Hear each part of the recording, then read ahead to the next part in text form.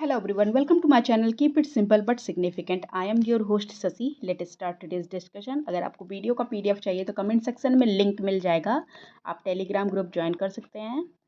कौन सा ग्रह पहले की तुलना में अधिक ज्वालामुखीय रूप से सक्रिय प्रतीत हो रहा है? Which planet appears to be more volcanically active than previously thought? तो पहले की अपेक्षा अधिक ज्वालामुखी रूप इससे सक्रिय प्रतीत हो रहा है, ये है वीनस. Answer is D. और नासा का जो मैगलन मिशन है उसके द्वारा इसको देखा गया है. The headquarter of north western railway is located in. तो नॉर्थ वेस्टर्न रेलवे का हेडक्वार्टर कहाँ है? ये है जयपुर में. North western railway has its zonal headquarter at Jaipur. The study of plant communities in relation to their habitats of a given ecosystem is known as. तो plant study of plant communities को क्या कहा जाता है? तो ये कहा जाता है synecology. Answer is B. Synecology is the study of a group of organism of different species which are associated together as a unit in a form of community. The Nahar Kartiya oil field is located इन. नहर कार्तिया oil field कहाँ पे located है? ये located है असम में. Answer is C. इसको और नहर कार्तिया कहा जाता है या इसको और स्पेल किया जाता है नहोर कार्तिया लोकल लैंग्वेज में. और ये डिब्रूगढ़ डिस्ट्रिक्ट जो असम की है वहाँ पे ये लोकेटेड है. Which stars looks more why star look more in west than east. West में ज़्यादा दिखते हैं, ईस्ट में कम. क्यों?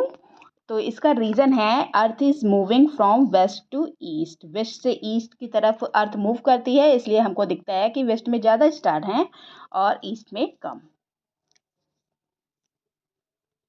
Who of the following discovered the laws of planetary orbits. किसने डिस्कवर किया था लॉ ऑफ प्लानिटरी ऑर्बिट? तो इनका नाम था Johannes Kepler. Answer is C.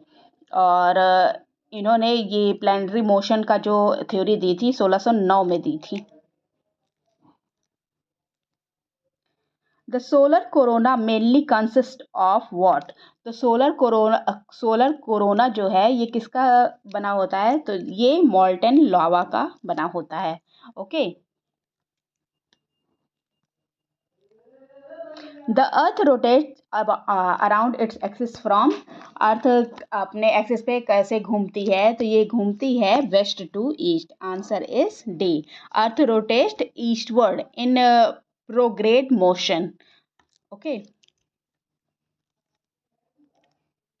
The study of the process of atmosphere is called as.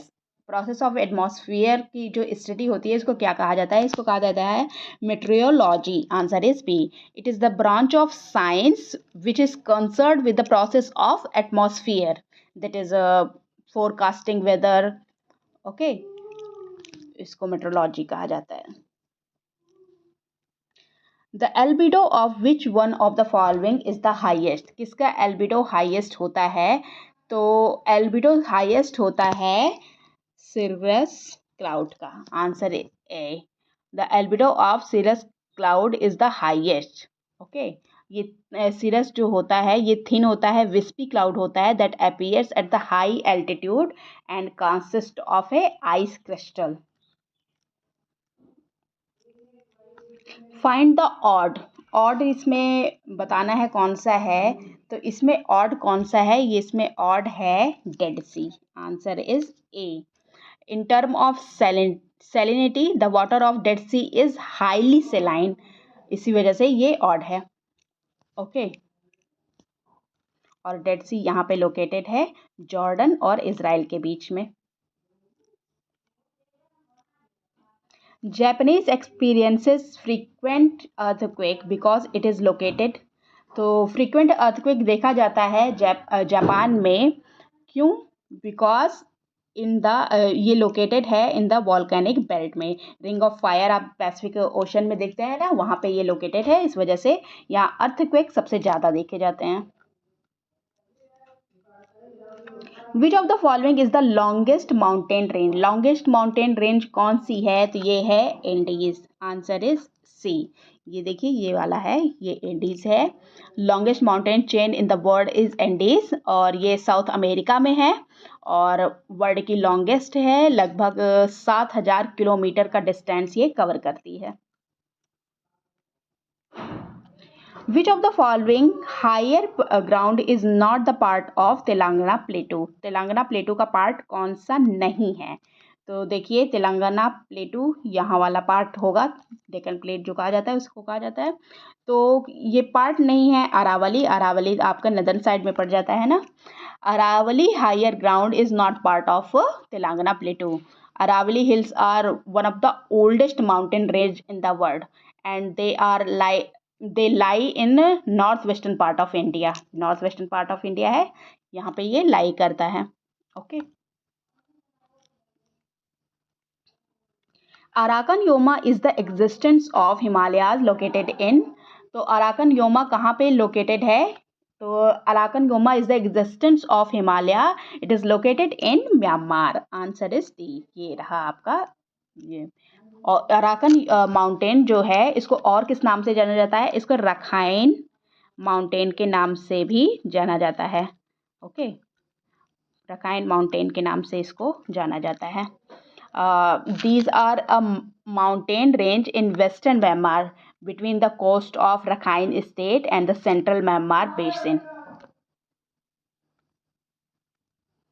Indian monsoon is marked by seasonal shift cause by, तो Indian monsoon को जो seasonal shift होता है उसका रीज़न क्या होता है, तो ये differential heating and land and sea के वजह से होता है।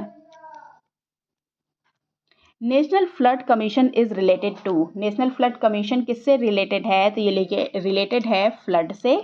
नेशनल फ्लड कमीशन को और क्या कहा जाता है, इसको राष्ट्रीय बाढ़ आयोग भी कहा जाता है। 1976 में इसको इस्टेब्लिश किया गया था।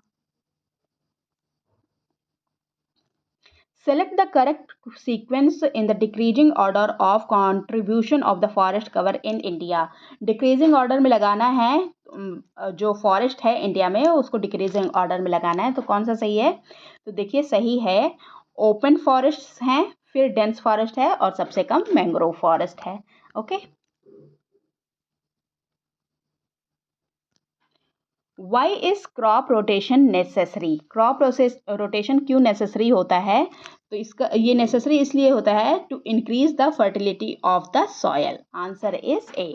Soil contain many minerals and salt, some of them are used by one type of crop while others by the other crops, or crop rotation will help to regain those minerals will and will prevent the over exploitation of one type of mineral, इस वजह से rotation ज़रूरी है। Black soil are ideal for cultivation of cotton as, तो black soil ideal होता है और cotton cultivation के लिए, क्यों, they can retain moisture. Okay, answer is B. Black soil are ideal for cultivation of cotton as they can retain moisture. Cotton cultivation के लिए require होता है हाई मॉइस्चर रिटेंशन, और ब्लैक सॉयल में ये भरपूर मात्रा में होता है, इसलिए इम्पॉर्टेंट है। That's all for today. If you like my video, please do like, comment, share and subscribe. Thank you.